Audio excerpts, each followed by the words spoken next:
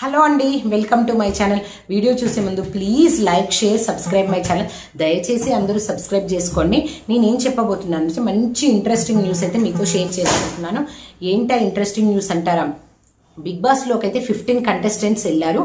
ఒక్కొక్క కంటెస్టెంట్స్ యొక్క రెమ్యునరేషన్ ఎంత, అదే వాళ్ళ జీతం ఎంత అనేసి మీతో క్లియర్గా చెప్తాను. ఎవరికి హైయెస్ట్ అమౌంట్ కూడా చెప్తాను.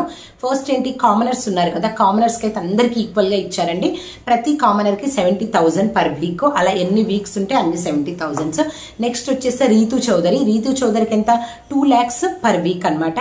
నెక్స్ట్ రాము రాథోడ్కి కూడా 2 lakhs per week. And Sanjana గారికి 2.7 lakhs, తనుజాకి 2.5 lakhs. నెక్స్ట్ భరణి గారికి అందరికంటే హైయెస్ట్ అమౌంట్ అండి, 3.5 lakhs భరణి గారికి. అండ్ పవన్ కళ్యాణ్ 70,000. ఫ్లోరా గారికి 3 lakhs అండి. భరణి గారికి తర్వాత ఈవిడకే కొంచెం హైయెస్ట్ అమౌంట్ ఉందని చెప్పొచ్చు. అండ్ ఇమాన్యుయల్కి 2 lakhs.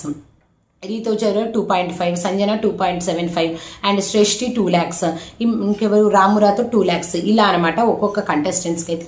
ఎలా ఇస్తారంటే, వీళ్ళు తీసుకొని సపోజ్ వీళ్ళు బయట ఒక 50,000 వస్తుంది అనుకో, బిగ్ బాస్ 2-3 times రెట్టింపు చేసి ఇస్తారనమాట వీళ్ళ రెమ్యునరేషన్. సో బయట ఉన్న దానికంటే 3 times ఇస్తారు. అలా ఒక్కొక్కరికి అయితే ఇంత రెమ్యునరేషన్. అలా ఎన్ని వారాలు ఉంటే అన్ని డబ్బులండి. అందుకే అందరు అంత ఇంట్రెస్ట్ పెడతారు బిగ్ బాస్కి వెళ్దామనేసి. Thank you for watching. Tata, bye bye.